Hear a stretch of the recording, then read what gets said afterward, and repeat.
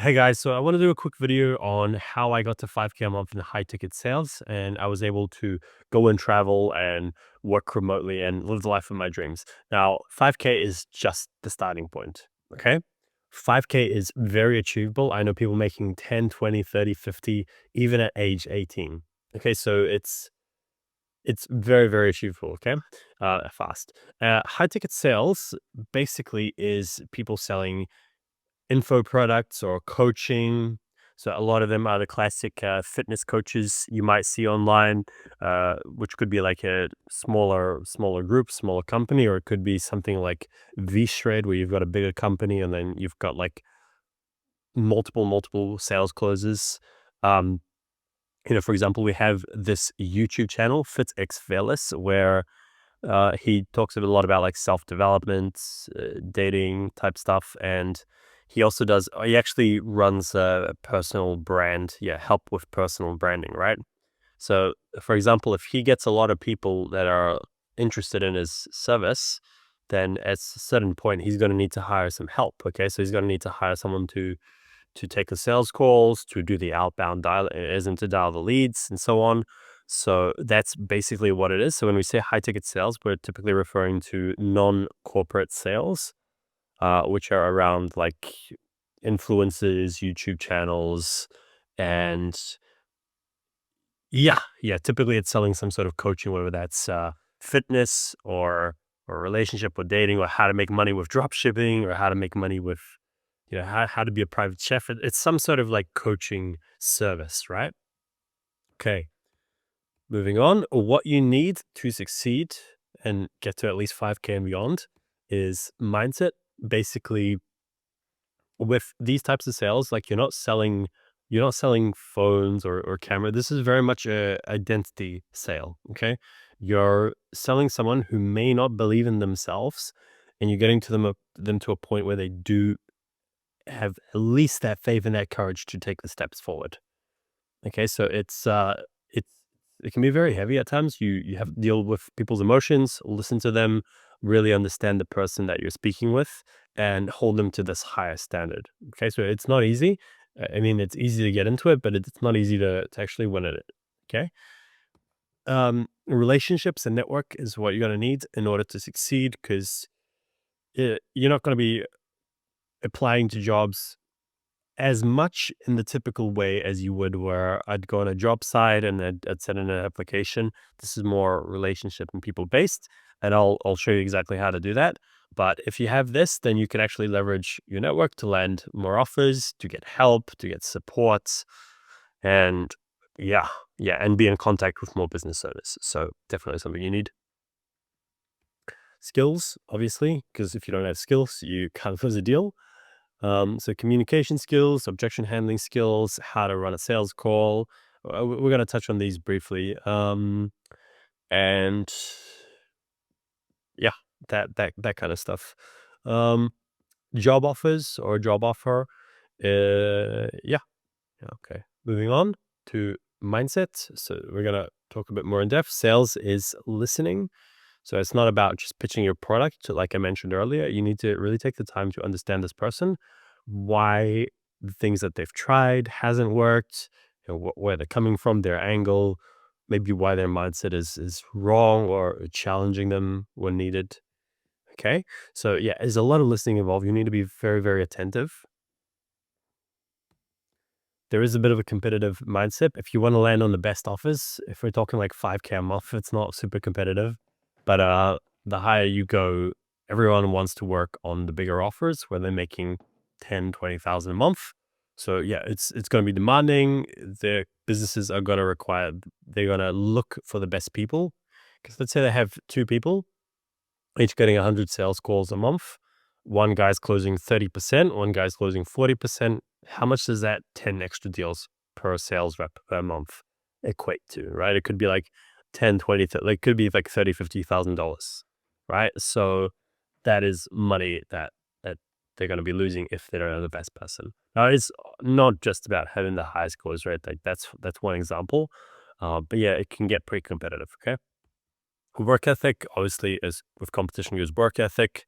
But yeah, there's going to be a lot to do, especially in the beginning, understanding and really like, making those leaps early on.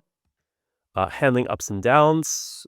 Okay, so sometimes you're going to go through slumps where you have a day, 2, 3 days, whatever, a week, I don't know, where you don't close any deals or things are just going poorly. Maybe it's luck, maybe it's you, maybe it's, who knows. So being able to be mentally and emotionally resilient through these ups and downs and stay locked in on your process. Okay. Um, Moving forward, relationships and network. This is where I get a bit more into the how-to. So Facebook and Instagram. So if we go to my Facebook,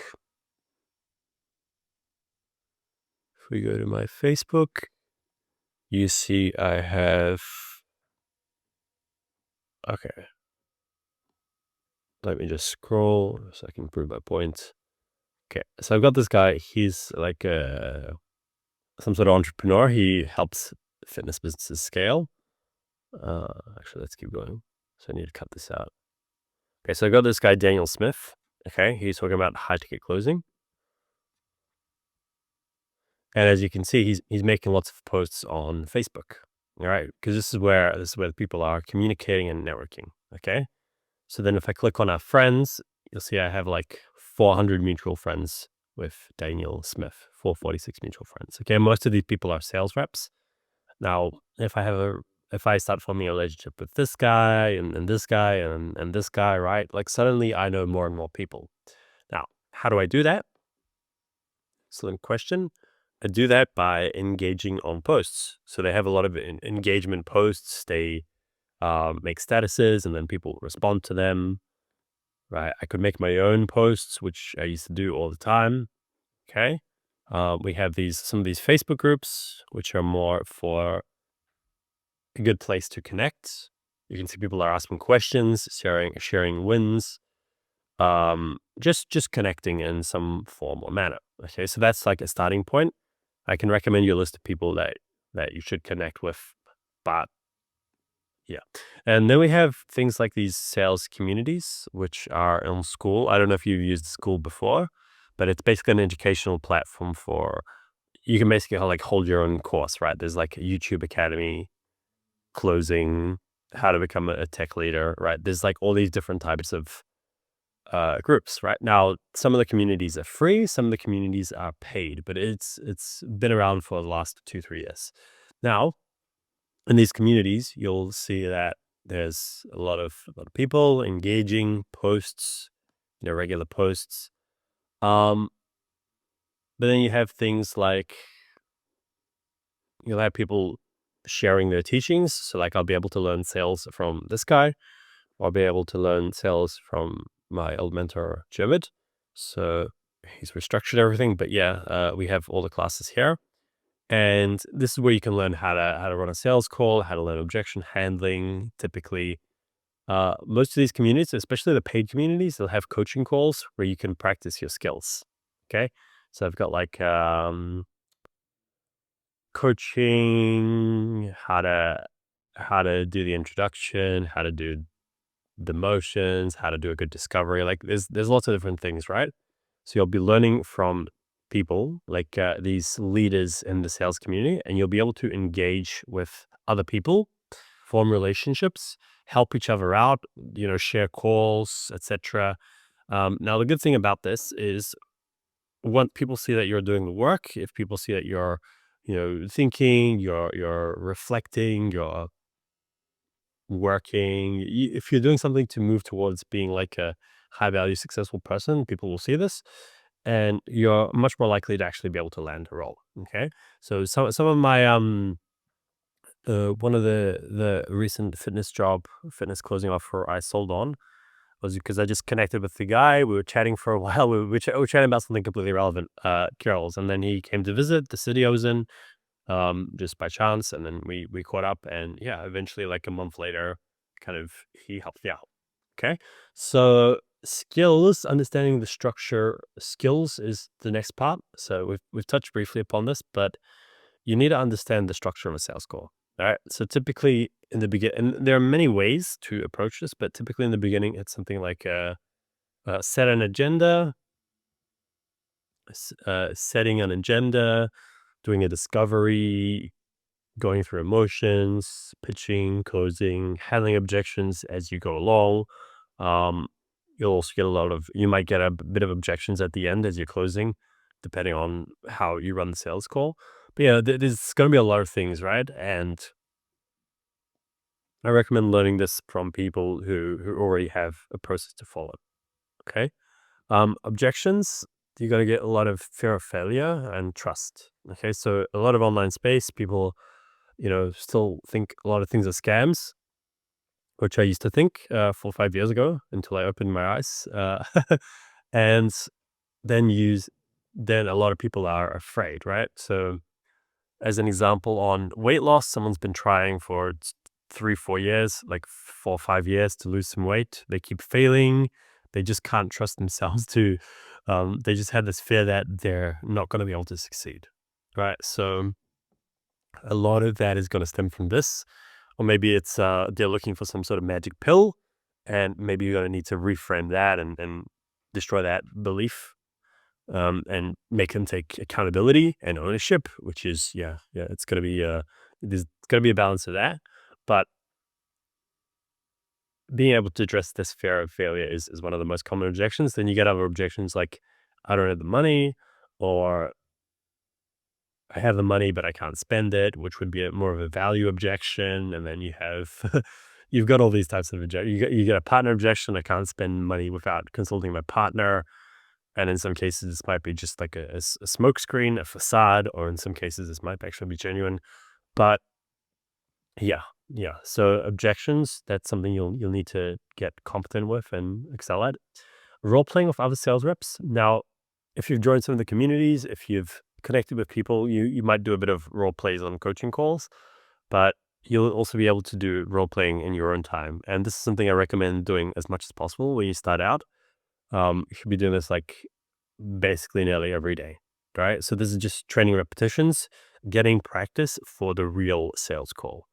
Okay, so you might practice a specific section of specific questions, specific maybe tonalities.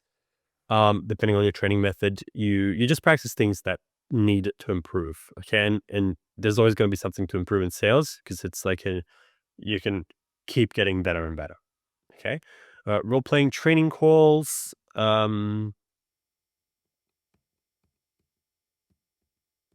Yeah. The next step would be to find a job offer or an interview. So this is where you leverage relationships. So if you join some of these communities, oftentimes the leaders will be posting, basically like any leader in this high ticket sales space will from time to time be posting on their Facebook. They'll be looking for someone, or maybe they'll mention it more privately or behind these paid communities. Um, yeah, because they're going to be like, obviously, if they've had high level of success, business owners are going to be able to trust them. If they're training people, if they're getting results, business owners are going to work with them. So they're going to have this kind of like a bridge. Um, so yeah, now the other way is obviously, like I mentioned, with connecting with the people. You're going to know people in different companies, different offers. Through conversation, not through demanding.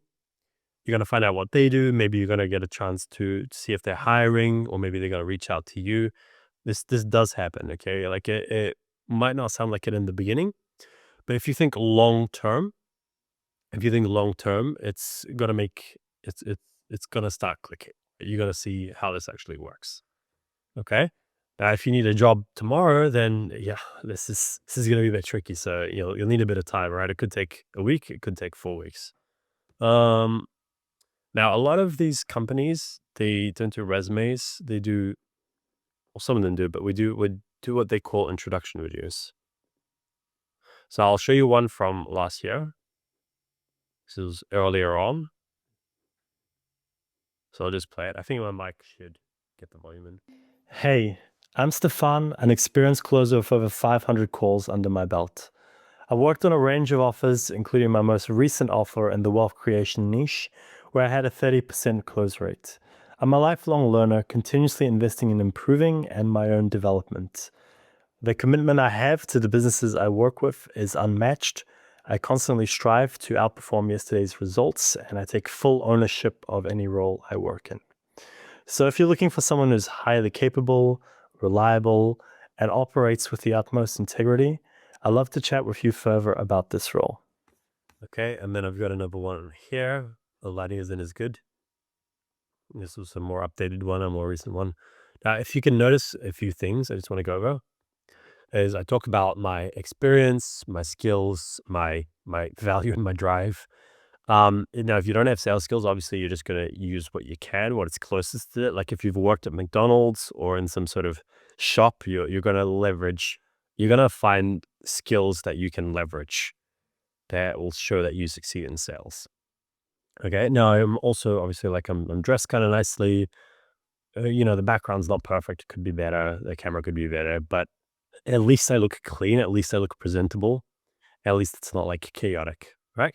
So that's one thing. Again, the reason that people do these look for the introduction videos is because you could be in sales for 5 years and without the results, without the experience to back it up. Like if people can't see how you actually present yourself, like they could be anyone on the other end of a CV, right?